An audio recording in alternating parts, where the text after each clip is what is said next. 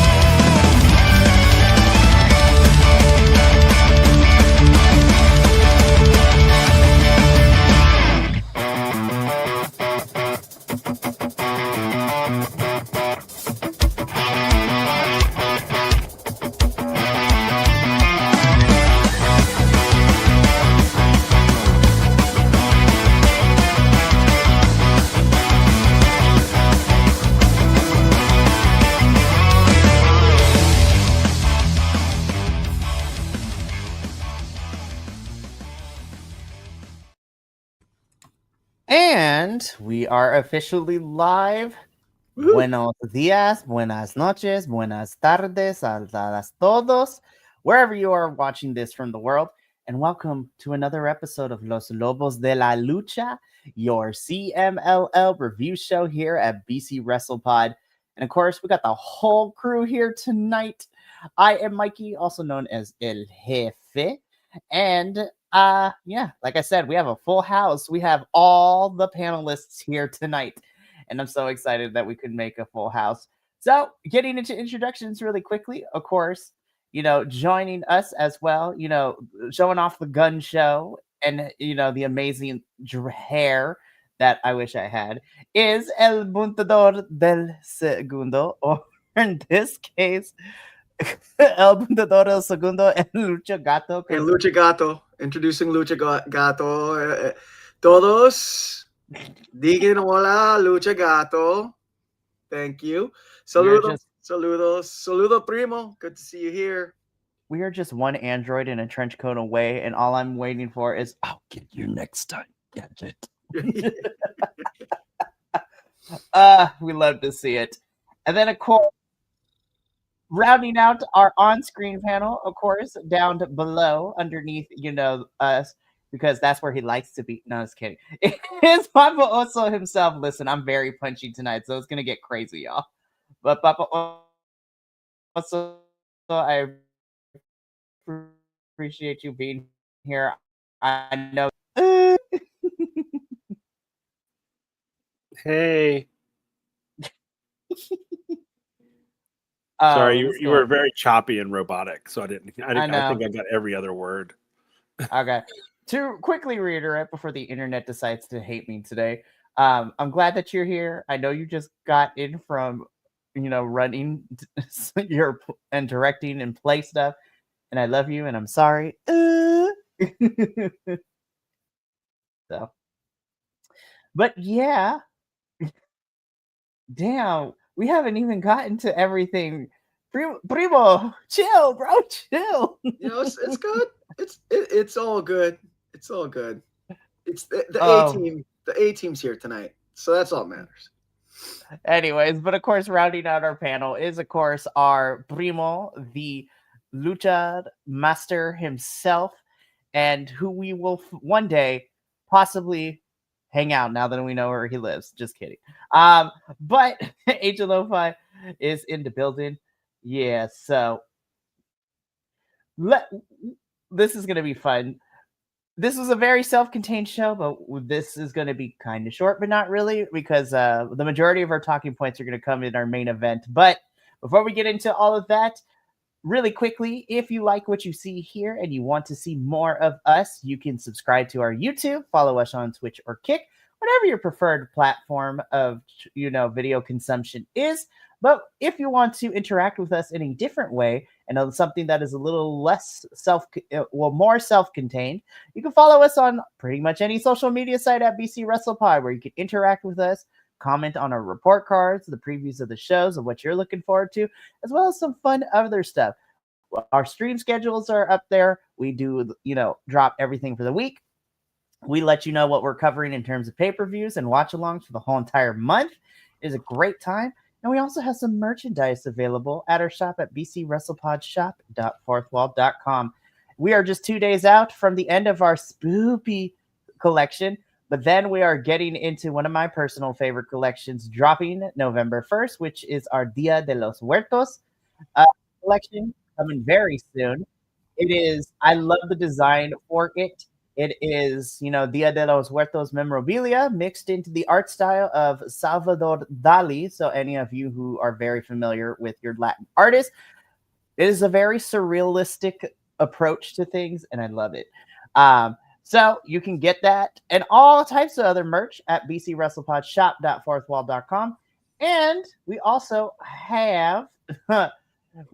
have our little coffee bot who will be popping up ever so often. If you feel inclined to donate to us to keep the metaphorical and sometimes physical lights on, as well as pay for a lot of these pay-per-views, y'all, because it is trying times here, but we do what we can. So we appreciate anything that you can throw at us. So without further ado, let's get into it. Again, we are here to cover mostly we are here to cover the Amazona Grand Prix. We had a 4-match card, so we're going to get into the 3 matches that kind of led us into the Grand Prix, and then we're going to talk about all the women's action. So let's get into this. So, of course, kicking things off for us, this particular Viernes Espectacular, we get a relevo sencillo, una caída, so 1 fall for those of you who keep track at home. And on one side, we have, of course, our dragon folk, who we love very dearly, Dragón de Fuego and Dragón Legendario, taking on the team of El Elemental, and, of course, my biased favorite, Utani. Love seeing him more on Viernes Espectacular. This was fun. I really, really enjoyed it. I really hope that we get to see, actually kind of push. The Dragons came out of nowhere the second half of this year, and I love that we got to see them more. And you know what? Same thing with El Elemental and Utani. I love seeing these two more and more on my screen. I had fun with this match. And again, what do we say every time we talk about opening matches here at CMLL? They make or break the energy of the show. And this was a fun one. I had a fun time with this one. It was great. El Montador, we're going to come to you first. Opening match up for the Amazona Grand Prix. How'd you feel about this tag team match? Yeah, I believe I think it set the pace really well. The pop that Dragón de Fuego and Dragón Legendario, Los Dragones, if you will, that they got was really big. I was kind of surprised as to the pop that they got. I really loved Elemental when he came out and he did the whole blood mouth thing. That was cool. Utani in that whole like Saja Boy jacket when he came out was really cool. The wrestling was really good. I thought it was high energy. And it really set the pace. You know, it was really well put together. Our Rudo team of Elemental and Utani do end up getting the win over Los Dragones. But you know, it was good. It was really good. I'm also super impressed with I believe it's Dragon Legendario and the size that he has and how agile he is. It was really fun to see. So, yep, that's that. Love that. Okay, same question to you, Papa. What did you think of our opening match? I really thought it was fun. I enjoyed it. I thought it set up the energy for the night. But the whole time I was watching this thing, I was like, "Bring on the ladies!" I was like, we knew what we're here for. Yes. Yep. No, but I thought it was pretty good. I agree with everything that's been said. I thought it was a really good opener. Honestly. It definitely was. And again, we knew what we were here for, but of course, this was really fun to see. To kind of close out this particular match, Primo kind of coming in with his thoughts a little bit too. Really fun, but way too short of a match. The ending got a bit weird. Nothing too bad though. Yeah, and honestly, I was like, I feel that the first couple of matches, I was like, we are going to be cutting it close for time because the rest of this episode is going to be the Amazona Grand Prix, which includes entrances, match, celebration, all that good stuff. But this was definitely a fun way to open the show. Again, Elemental and Utani pick up the victory here. And we move forward into the night with our next match. Oh, really quick though. Just kind of talking about that, and I agree. Like it felt short, but at the same time, and this goes for all the matches that came before the Amazona Grand Prix. I actually appreciated that they cut the men's matches to give the Grand Prix the time that it deserves, because I mean. We see it time and time and again where the women's matches get cut for the men's shenanigans. So it was nice to see it, flipped on the other foot. In my opinion, I'm professional. No, and honestly, I 100% agree with you, Agent Lo-Fi. They're like, Agent Lo-Fi, like CMLL really wanted to keep the show a normal Friday length, which is, you know what? I appreciate it. And outside of Aniversario, it's just like y'all got like 2.5, 3 hours to get it together. So yeah, I also agree with that too. The argument falls short when it goes 30 minutes less than the men's, which we'll get into that a little bit, but I might have some hot takes on certain things. But again, we move forward into the night, which we get this next one, which of course is another quick one, but by design, it's supposed to be that way. We get a match Relampago here. So a lightning match for those of you. This, of course, is Shelhua, one of my new favorites, and throwing it down this year, taking on the Alchemist of CMLL, Hechicero. So hold on, we gotta do the thing real quick. Yes. I love Hechicero so much. I also watched a little bit of Dynamite before I got on here, and guys, especially El Buntador, might get a kick out of this. The homoerotic paintings of the Don Callis family are back. This time, everybody was shirtless and covered in loincloths, and I will never unsee Hechicero's sexiness again. Anyways, but to this actual match. That perked up Papa real quick. I'm just kidding. No, but this was a fun one. I missed that. Where? What? We'll talk afterwards, and I'll Okay, explain fair enough. everything. It is Okay. crazy. We'll talk afterwards, and I'll explain it. No, so this was a Relampago match. This was 10-minute time limit. You win by pinning or submitting your opponent for this. This was a lot of fun, but because it was a Relampago match, I knew I was not going to get a full-length match between these two. And this is one where a lot of people have been wanting this match, and we got it in Relampago. But I am with I'm with Primo here because I love the match, but darn it, 7 minutes was absolutely not enough for these two. And I'm just like, I need more. And then he also puts out that we should probably watch their Rev Pro Fantastica Mania match or Lucha Memes match. I mean, I have Rev Pro, so we might be logging in to watch all of that. I was like, 7 minutes was not enough, but I had a fun time with this one. Hechicero does walk away with the dub here, as the kids say.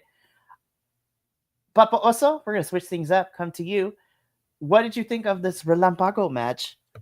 You know, I love these two. I love them when they wrestle, but I thought this 7-minute-ish match was really a waste of their talents. And I understand why they were shortening the men's matches, but I really wanted to watch more of this. I love it because Hechicero. I love Hechicero. And Shelby as well. I mean, I love both of these guys, but 7 minutes just wasn't enough. I mean, if I felt like if you're only going to give them 7 minutes, then why have them wrestle at all? You know, you want to do a 7-minute match, then use someone that, you know, one of your sort of like lower status, you know, whatever that, I don't know what the hierarchy is, but you know, your newbies or your folks that haven't been there that long. You know, if you want to do a 7-minute match, then put those guys in the ring. Let's watch them do some stuff. But I just thought that I thought 7 minutes was almost, you know, it's kind of a waste, honestly. So, but anyway, I enjoyed the match, but I really wanted more of it. It's like, give me more, leave. No, I agree with you. And I feel like that's the sentiment. El Buntador, what did you think of this one? I'll be happy if they run it back and give them a full match because they wrestled fantastically. The counters that each had for each other was, dare I say, artistic. 7 minutes definitely not enough. I definitely would love to see them run it back and give them, you know, a full, however, you know, 15 minutes or whatever to do the thing, because it was really good. It was really good.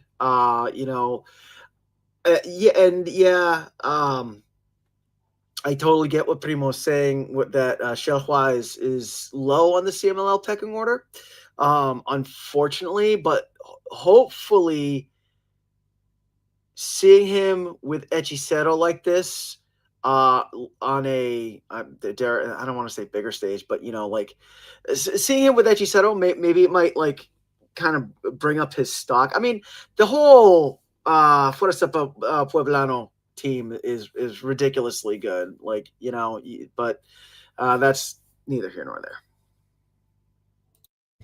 Yeah, and honestly, you know what? I will not complain about it either. I do hope they run it back because that would be awesome. But again, for what we got, this was a lot of fun. And honestly, I kind of want to see more of Xiaohua going into 2026.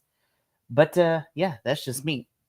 So again, Hechicero picks up the victory in this Relampago match, and we then get into the semi-main event of the evening, which I was like, hold up, we already here? But then I'm like, wait, no, never mind. I was like, I know what's closing out the show. So, but we do get our semi-main event, which is a relevo sencillo a 2 de 3 caídas, so 2 out of 3 falls. And this, of course, is, listen, this is one of my favorite pairings ever. Outside of Titan and Templario, I will also take a Titan and Máscara Dorada team up any day of the week. But we get, of course, Máscara Dorada and Titan taking on Barbaro Cavernario and Difunto in this one. I had a blast. And then I was just like, oh, Máscara Dorada has hair when he got demasked. I was like, I forgot about that.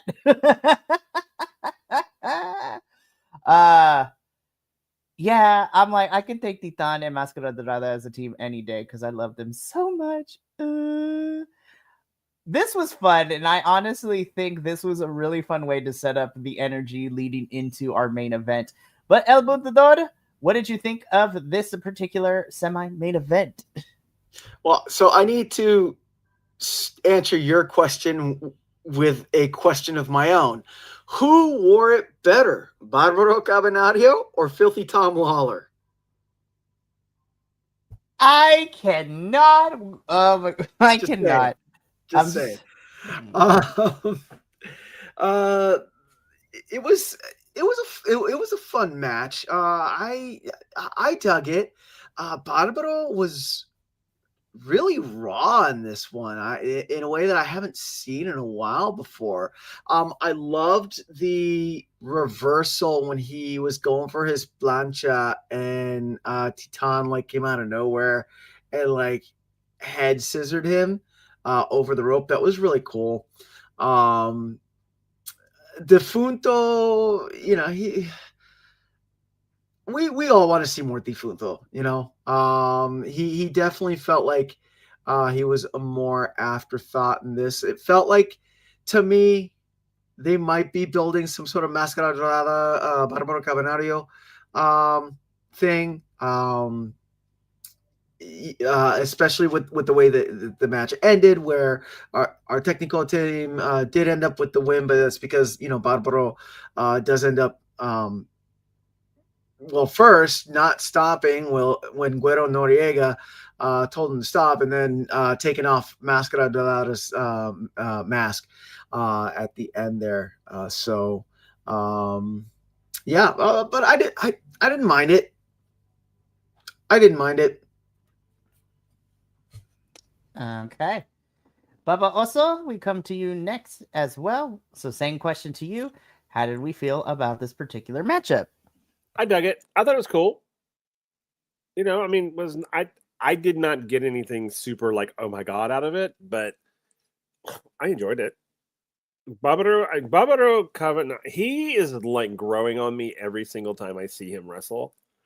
I remember when I was first introduced to him, I was just sort of like, okay, whatever. But now every time I see him, he just like grows on me more and more every time I watch him. And of course, I love Defunto, but I agree with El Montador.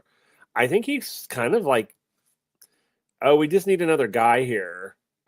It's like he was just sort of in the background mostly, and there wasn't. So I wonder if there is something coming between Mascara and Barbaro. I wondered that too. I was like, because it really kind of felt like even Titan, I felt he was kind of on the fringes as well. I mean, I think he was a little more active than Defunto was, but not as much as I would have expected him to be.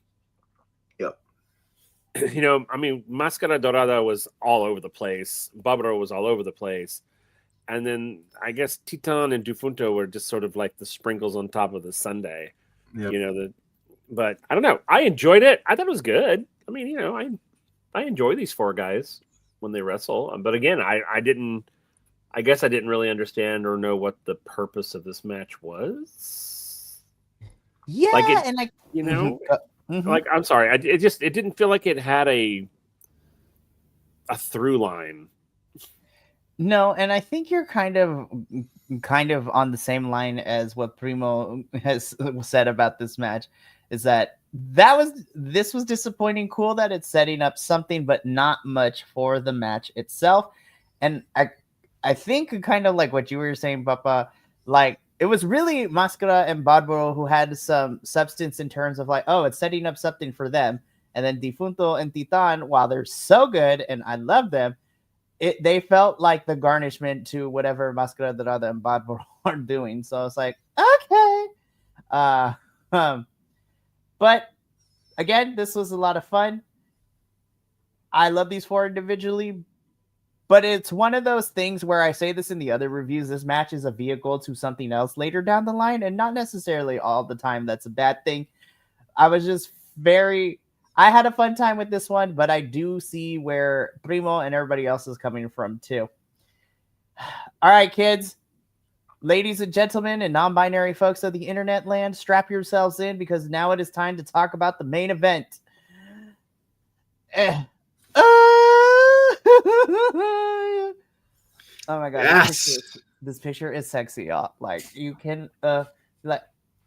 First of all, we're gonna give one of these to everybody involved in this match. You're gonna get one of these. You're gonna get one of these. But we get into the main event, which of course is the 2025 CMLL Amazona Grand Prix. So let's get into this, shall we? Because this was a lot of people. So we're gonna start with Team World, as they were the ones who came in first. So representing Team World. And I'm going to quickly go through the companies that they are with as well, representing in this match. And we're going to try to knock it out all of it. So representing AEW specifically, we have the Toxic Spider Tekla, Julia Hart, Sky Blue, and Mina Shirakawa. And representing AEW's sister company in Ring of Honor is Miss Diamante. So literally the whole top row is AEW girls, which we love to see. Then, of course, representing Stardom in the bottom row, we have Koguma and we have Hazuki. Representing Rev Pro and Progress Wrestling all the way from the UK is Miss Kanji. And then, of course, technically representing Joshi Wrestling, but representing MLW and our current women's featherweight champion, the biggest kaiju herself, Shoko Nakajima. Ooh. And Miss Shoko did not disappoint me in this match. I loved you. Shoko, you did great, girl. Yep. I was like, put her in Mexico more often. Yep. But then, of course, representing Team Mexico, we have a stacked lineup of girls. So we got Lluvia, La Jarochita, La Catalina, Persephone, Zuxis, Reina Isis, Skadi, India Sui, and of course my new favorite, Miss Olympia, who was slamming bitches left and right. I was like, she's kind of my MVP, you guys. And yeah.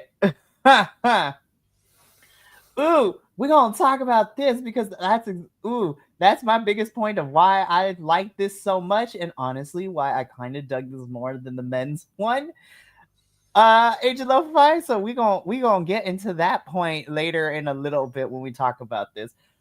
So here's what's gonna happen, because this was a lot. This is a long match, and we are gonna try to talk about it the best way that we can in an organized manner, which is absolutely not probably gonna happen. But first off, I do have sections, so we do have our entrances. Of course, the flag bearer for CMLL, as for the Amazonas making their entrance, and the Team World women making their entrances.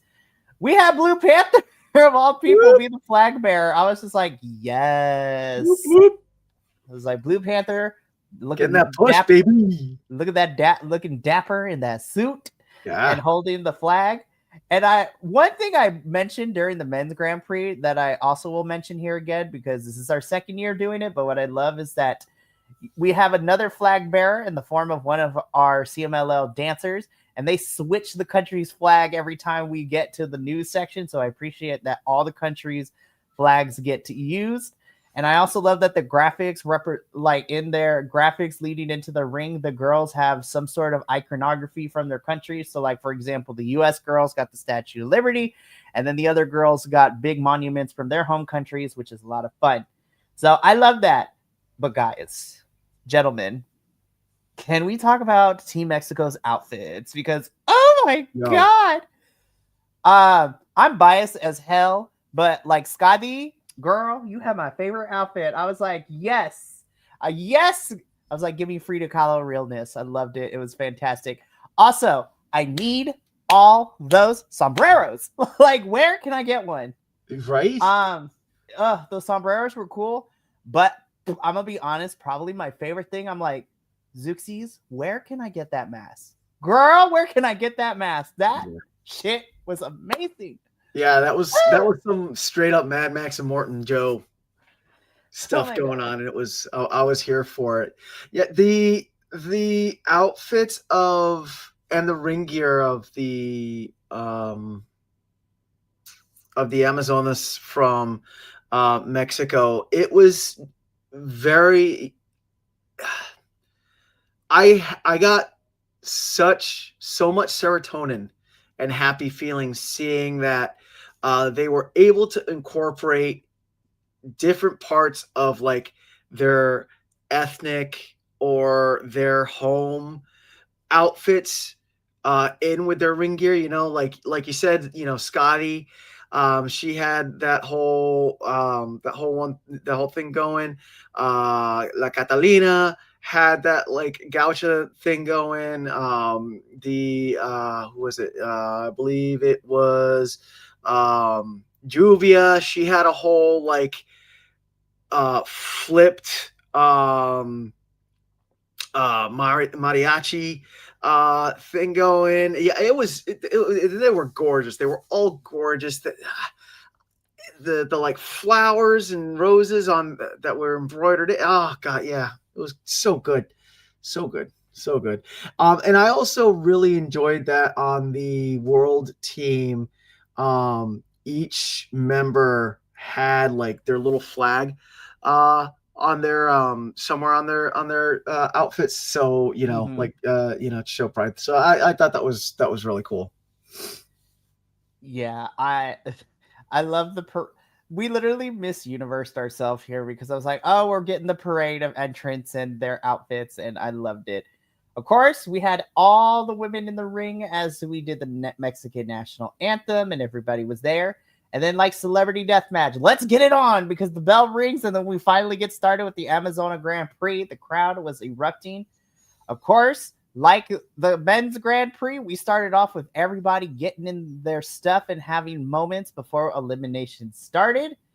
So here is how we're going to do this. I'm going to go through, we're going to do this in chunks because I feel that this was a match for me. I could break it down into 3 parts, and we're going to try to talk about these 3 parts. So I am going to get through the first, bit of people, then the next bit, and then we will get into our finals.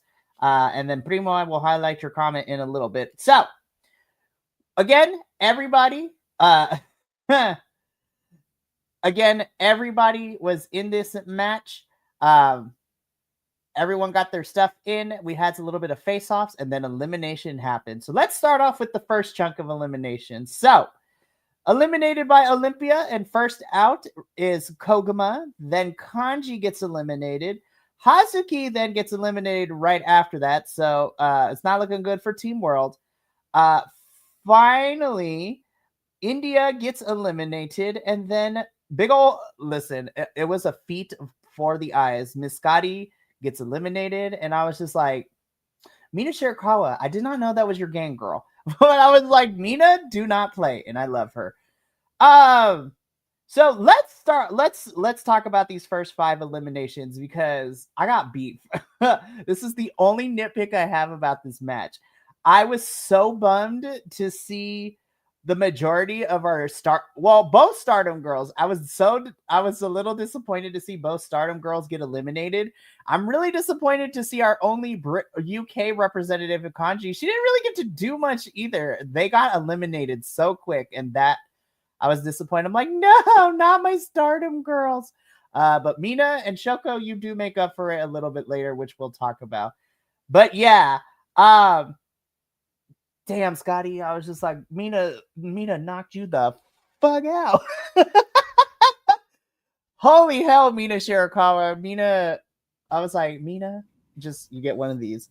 So, El Butador, how did you feel about the first couple of eliminations? Because basically all the Japanese girls were pretty much almost eliminated in this first third.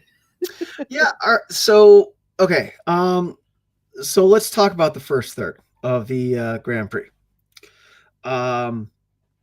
I thought everyone brought great energy. The Stardom girls, yeah, it was funny that right before this they made the Stardom partnership official, and then it was like the Stardom girls were like yoink out. I will say though that the Stardom girls really looked like they were having a lot of fun, and also Kanji looked like she was having a lot of fun. As a matter of fact, there was when she was in there with who was it, La Haruchita, I think. It was right before Kanji got eliminated.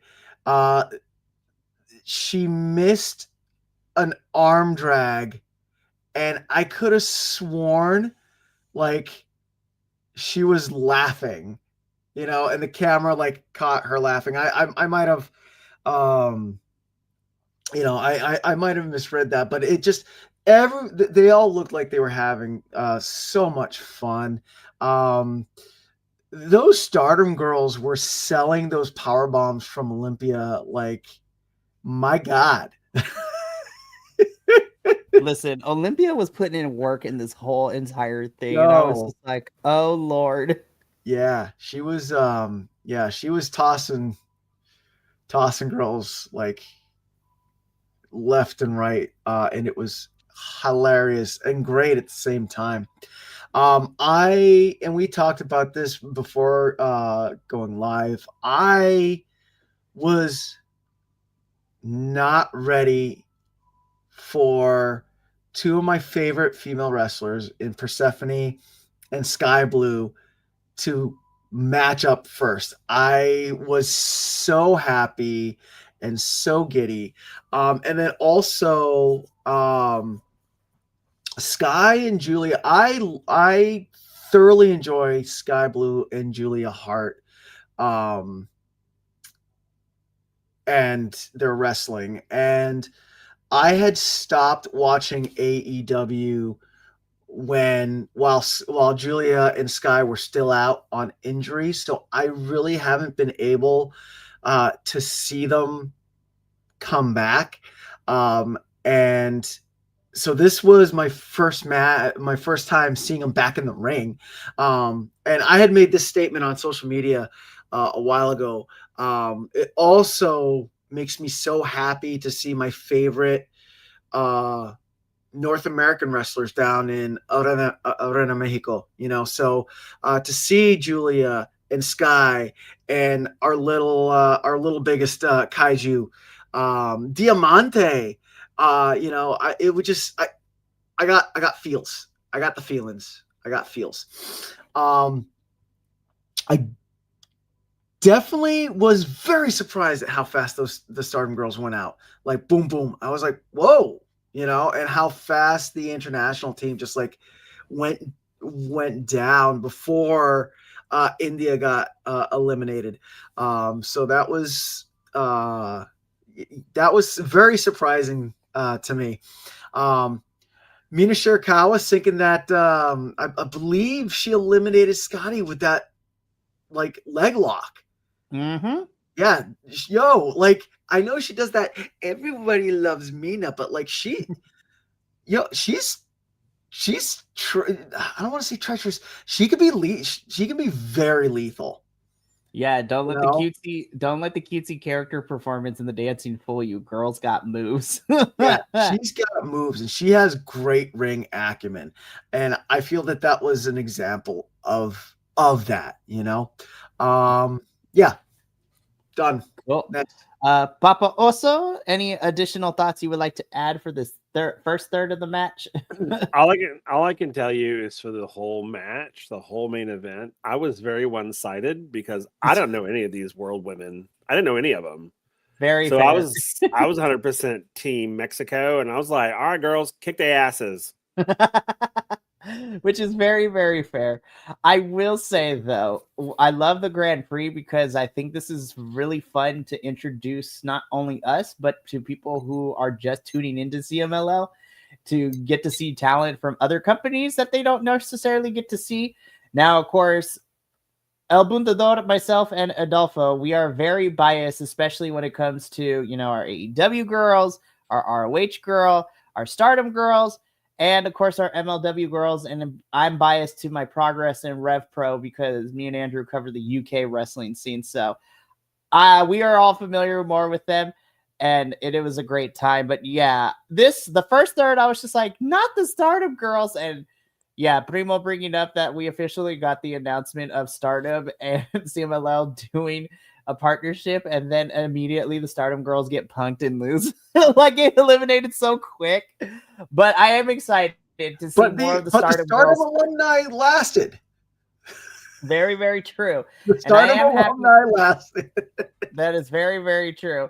And I am excited, though, because that means we're going to get more Stardom girls popping up in Mexico, which makes me extremely happy and excited.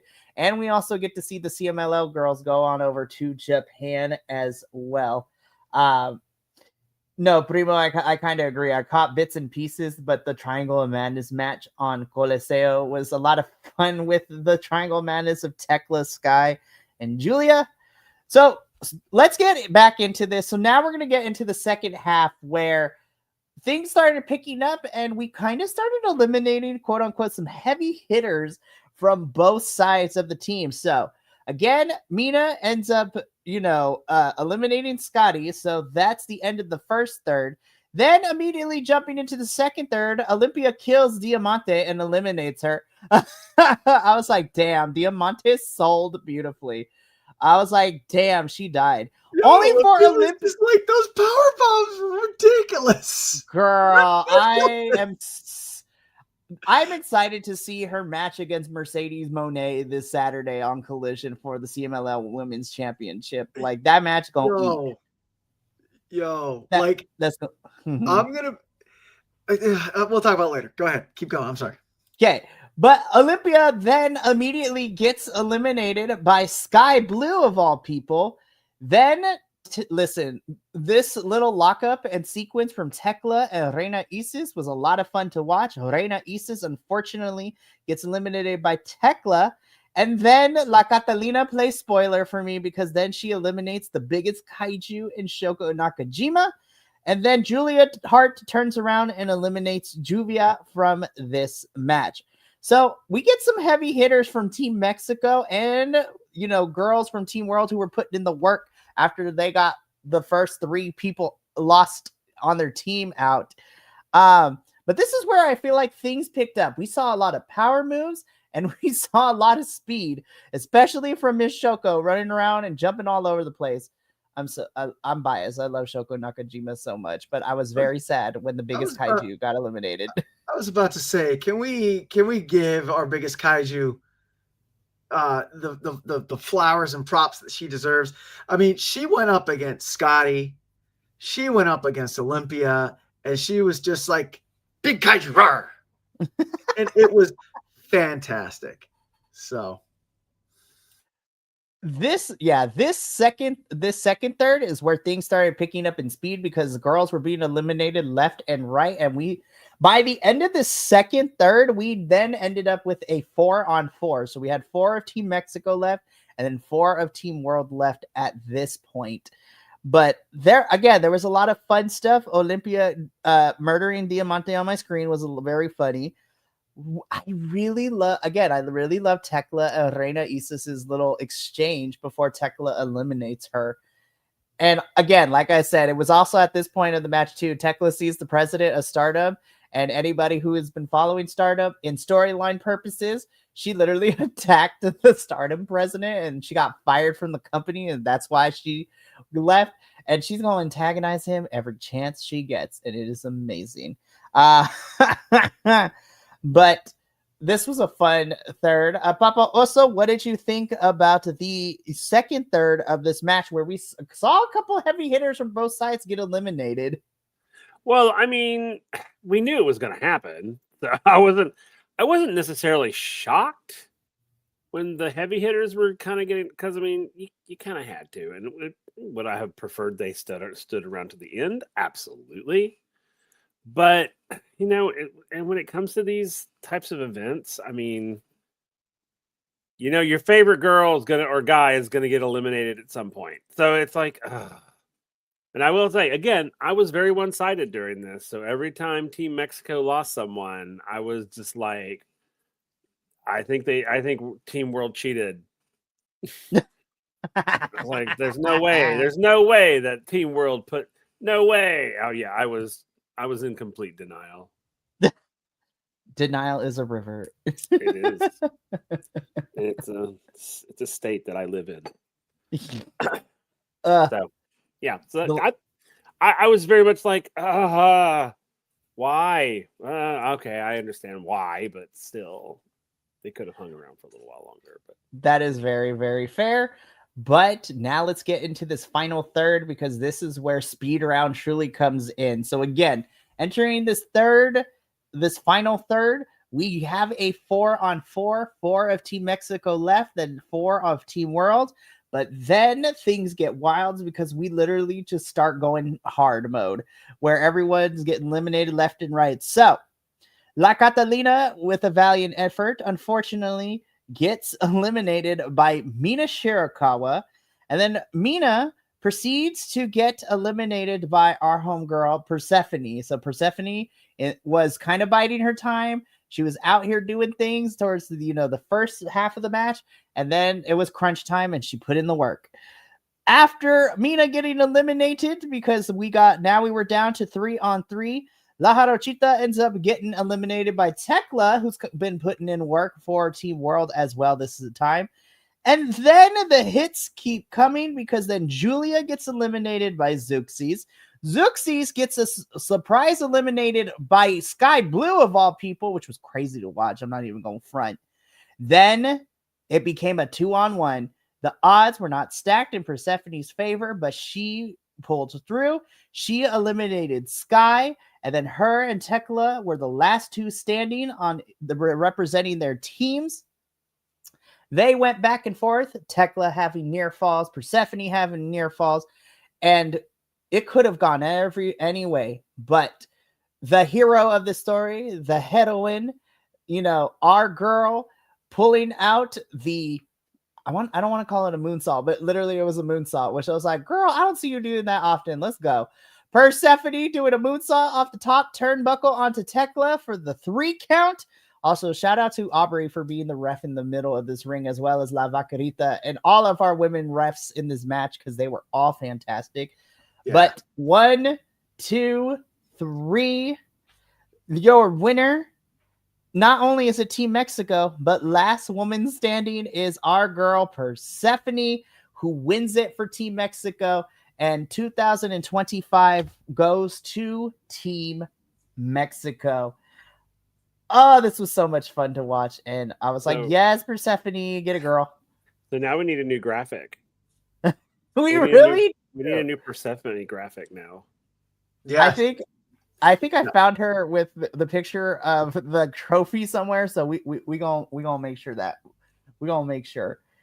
No, 100%. Hell yeah, she was. Hello.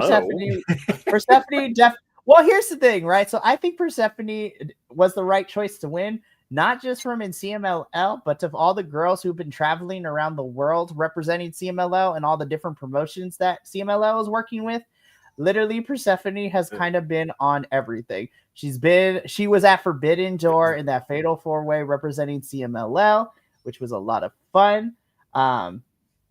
She was in the UK for Rev Pro, which was a lot of fun as well. Persephone was the right choice. She is like between her and La Catalina for being like ambassadors for CMLL when they travel, especially to the States. And we're kind of seeing that with Olympia too, who's getting these opportunities, which is really, really great.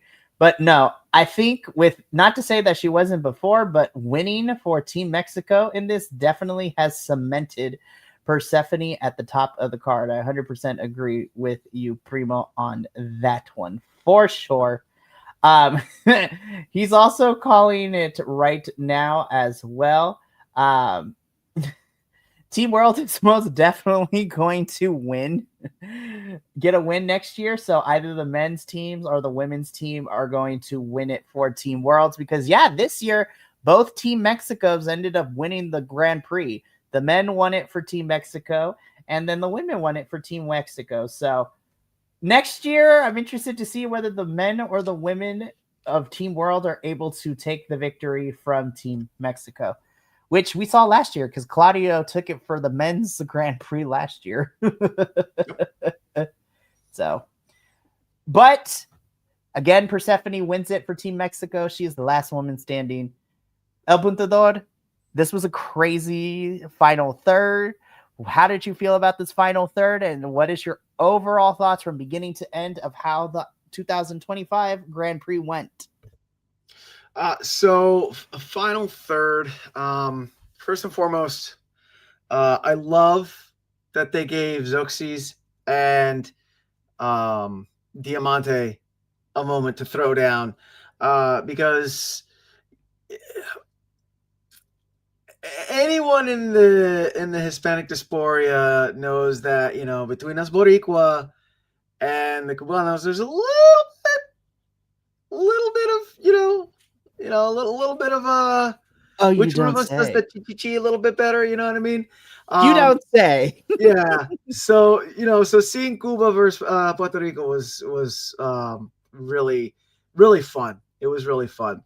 Another one I thought was having a fun time out there was Tekla, because she was, not only antagonizing the Stardom president, but she knows her role. She knows she's there to be a bad guy, and she's just soaking it all up, And we know that there is a human underneath, because when she got fired from Stardom in that match, on the way up, she was crying. She was holding back the tears, but she was actively crying while still like trying to, convey this this ruda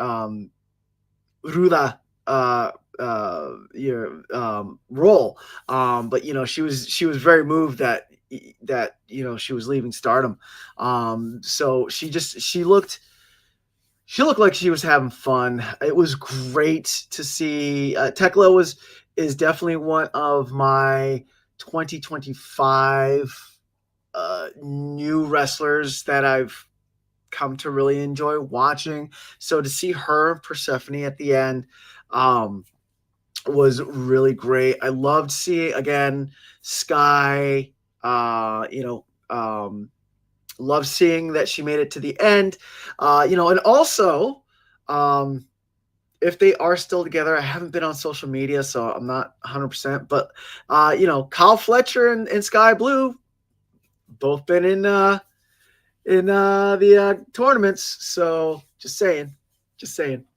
But yeah, overall, it was a great, even if you don't watch Lucha, you should definitely watch this. It was definitely, it was fantastic. It was great women's wrestling. If you're a fan of women's wrestling, you definitely need to check this out, because this is gonna check all the boxes for you. We got mat tacticians, we got brute strength, raw brawling, underhand shenanigans. It was great. It was great. I 100% agree with you right there, El Buntador. Papa Oso, of course, as the leader of the women's wrestling syndicate, especially here in CMLL, the Amazonas, like #1 and the presidente of the fan club. How did you feel, of course, about Team Mexico winning? But what is your overall thoughts about this year's Amazona Grand Prix? So, again, I was very one-sided because I didn't know any of the world representatives. However, watching it, I have a high respect for them. Like I said, I've never seen any of these women wrestle on Team World. When I was watching it, I was like, who are these people? Who are they? And it's really hard for me to understand someone when I've never seen their work, when I have no context. So it's really hard for me to go, oh my God, she's doing amazing. I don't know. Maybe she is. Maybe she's not. So and then when you guys are like, oh, so-and-so was having a horrible night. And I'm like, really? I thought it was pretty good. So I have no context. So I leaned more onto the CMLL side of the card and kind of watched them. And I watched the Team World. But it has made me want to go and find out more about these women on the world team, because like I said, Tekla I thought was fantastic. Never heard of her, never seen her in anything, and I immediately was Googling her. I was just like, ooh, okay, I need to know more about this woman. And of course all of the what are their names, like Hazuki, Koguma. Our Japanese girls, Hazuki, Koguma, Shoko, and of course Mina, who is like the big one of the four girls there. And like I didn't know any of them, and so I went and I looked them up, and I have discovered that I probably need to watch more of the Japanese style.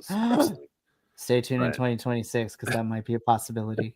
Rock on if that's the case. But overall, I thought the Grand Prix was fantastic. I thought it had a great build. I thought it had some really great peaks and valleys. I did not feel that it plateaued at any point. I thought it kept going, even to the very end when it was the 2-on-1, and then it was the 1-on-1, and then and when they were going at the end, I didn't know who was going to win. I literally was like, I knew who I wanted to win, obviously, but I didn't know. I was like, oh God, this is good. And it was kind of giving me a little bit of anxiety. Mainly because I just was like, Persephone girl, you got to win this, girl. You got to win this. And which she did. And I was like, ha, and I screamed and yelled and hollered, and it was great. And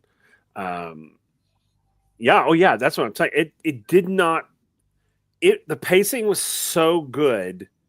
I did not realize that it was the longest match of the night. It didn't feel short, didn't feel long. It felt just right. I mean, it felt like it ended, and I was like, yeah, that's when it should have ended. Yep. I did not. The pacing was so good. There was a couple of moments, pause moments, but other than that, they kept it going pretty well. So overall, I thought this was a huge success. Yeah. 100%. And then again, really quick, I just want to say one more thing. All the refs, La Vacarita, Aubrey Edwards, awesome. I gotta give a special shout out to Aubrey though, because I believe it was the second to last near fall. The face that she made when Tekla kicked out, and the camera, I don't know if that was planned or it was just right place at the right time, but the camera just like stuck on her face, and that face of amazement when Tekla kicks out, it was just chef's kiss. Mwah, chef's kiss. I've always loved Aubrey as a referee, as a character, but she's also a fan of professional wrestling. And I was like, girl, you get to live the dream. You get to be a referee. And you know what? She gets to travel the world. It was so good. And by the end of this, I was just like, the pacing was so on point. I'm like, this did not feel like an hour and a half long match. And again, I was just like, yeah, this is crazy. This is sorry, I'm reading Primo's comment, and I 100% love this so much. JCR has the biggest crush on Aubrey. I guarantee anytime she wants to work CMLL, she could. We love JCR and CMLL. This is great. But yeah, another Amazona Grand Prix is in the books. I am looking forward, even though it's not for another year. I'm excited. Well, I'm excited for both. I can't wait to see what the men's Grand Prix looks like next year, as well as the women's Grand Prix, as well as, what the rest of the remainder of 2025 looks like, because this is fun. Yeah, but we have one more Viernes Spectacular in this Mes de Amazonas, and that's it. That is very, very true. So that is so. Speaking of which, let's get into previewing this upcoming Viernes Espectacular. And I just got to say, this poster is on point. CMLL. Oh, it's so pretty. Of course, we are entering into the weekend. Friday is the spookiest day of the year. It is Halloween. And then, of course, on Saturday, it is Dia de los Muertos. And then, of course, on Sunday, depending on what you celebrate, for us Catholics, it is All Saints Day, but it is also All Souls Day as well. So this is great. But we got a lot of things happening this Friday. So, of course, kicking things off for the Halloween edition of Viernes Espectacular, we are getting a tag team match of Rey Cometa and Espiritu Negro taking on Poseidon and Troyano. So, of course, those two boys from the Torneo de Escuelas tournament coming back once again. Excited to see more of the Escuela boys popping in here because I had a fun time watching that tournament. Then, after that, we are getting a Relevo Australiano match between Captain Suicida, Magia Blanca, and Hijo del Pantera, taking on the team of El Cobarde, Okumura, and Espanto Jr. So that should be a lot of fun as well. Then, of course, we get a Relampago match. This time, it is a Amazonas Relampago, and we have some stakes because we have this year's Amazona Universal Champion, India Sui, taking on the winner of the Amazona Grand Prix this year in Persephone. And I'm just like, there can only be one. I was just like, ooh, it's gonna get juicy. The girls are fighting, literally. Then we are getting an evento especial de trios, so a special trios match, where we are getting the team of Titan, Esfinge, and Shelhua taking on the team of Averno, Euphoria, and Mephisto. Then in your semi-main event, this is a fatal four-way, a cuadrangular por el título Rey de Inframundo. Basically, it is literally the championship for all the dead people. I'm just kidding. This one's going to be fun. But we are getting Guerrero Mayo Jr. versus Defunto, who is the current champion in this whole entire thing, versus Villano Dres Jr. And then, new to me, unless I am told otherwise, is Adrenalina. I'm like, ooh, he knew. And I kind of dig this look and this mask. So I can't wait to see that. And then, of course, in our main event, in the Relevos Australianos, it is Sky Team, which is Místico, Máscara Dorada, and Neon, taking on the team of Hechicero, Volador Jr., and Barbaro Cavernario. So back to a typical, we're about to see some flying in the main event. So that is this Friday's episode of Viernes Espectacular, just in time for the spooky season of Halloween, or All Hallows Eve, if y'all is going to be great. So this is going to be a lot of fun. Ooh, Age of Lo-Fi coming in. Adrenalina is the GDL rep and mostly works those shows. I'm excited to see Adrenalina because he is new to me, and I love getting more biases and becoming more fans of new people. So they are great. But that is it for the review portion. But I do have some quick things to talk about in terms of noticias. And it's mostly just to review. There was a lot of CMLL action over this past weekend. And Adolfo and I, and a little bit of El Puntador, we got to watch a couple of this. So, really quickly, the noticias, there was a lot of CMLL present in MLW Symphony of Horrors show, which was this past Saturday.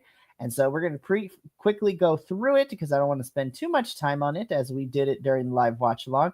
But we had a lot of things. Of course, we had our MLW National Openweight Championship match. This was Blue Panther defending his title against Atlantis and Rugido, who has been a hot minute since I saw him.